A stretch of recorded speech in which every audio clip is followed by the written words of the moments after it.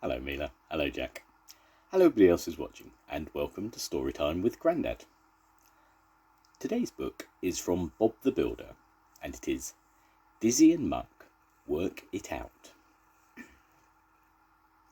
Bob and Wendy had just finished plastering Mr. Broadbent's wall.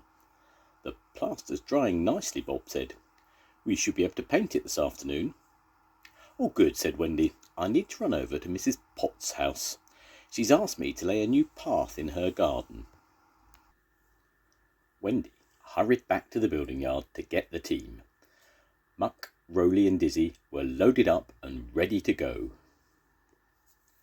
Can we pave it? Wendy asked. Yes, we can, the team shouted excitedly. When they got there, Wendy asked Mrs. Potts where she would like the new path in her garden to go. Mrs. Potts wasn't sure. I wanted to go near my statues.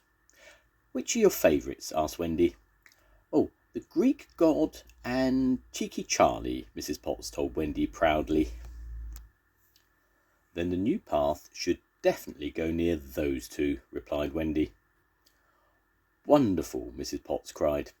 Just be extra careful of Cheeky Charlie and make sure you don't flatten my flower beds. Don't worry, we'll take care of everything, Wendy reassured her. Mrs. Potts still seemed unsure, but she had to go to the store to pick up some groceries, so she left. The team went to work. Just then, Wendy's cell phone rang. Hi, Bob. The plaster's dried. OK, I'll get Rolly to give me a lift. See you soon. Wendy went back outside and instructed Muck and Dizzy to lay the paving stones on the path while she was gone.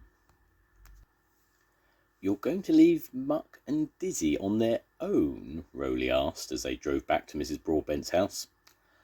Just for a little while, replied Wendy. Uh-oh, Rolly said quietly. He knew what trouble Muck and Dizzy could get into together. Is everything all right in Mrs. Potts' garden? Bob asked Wendy. Yes, replied Wendy. I left Muck and Dizzy in charge of laying the paving stones. Bob was surprised. Do you think it's a good idea to leave those two alone? You know how they get into trouble sometimes. They'll be fine, Wendy reassured him. But Muck and Dizzy weren't fine. OK, let's go, Muck, Dizzy said in a bossy voice. Hey, Wendy said for us to do this together, Muck replied, rumbling towards Dizzy. Watch out for Cheeky Charlie, Dizzy shouted. Muck swerved to avoid hitting Cheeky Charlie, and the paving stones flew into the air and broke into pieces on the ground. Oh no, Muck cried. The paving stones! And look at Cheeky Charlie, added Dizzy. The statue's nose was chipped. Back at Mrs. Broadbent's house, Bob was still worried about Muck and Dizzy. Maybe I'd better check to see how things are going on at Mrs. Potts' garden, Wendy suggested. Good idea, Bob said, relieved. Oh no, Wendy cried when she arrived. Now what are we going to do? I have an idea, said Dizzy. We can use the broken stones to make a path. Crazy paving, Wendy exclaimed. You mean crazy Dizzy? Muck laughed. No, crazy paving is when you make a path out of broken paving stones, Wendy explained.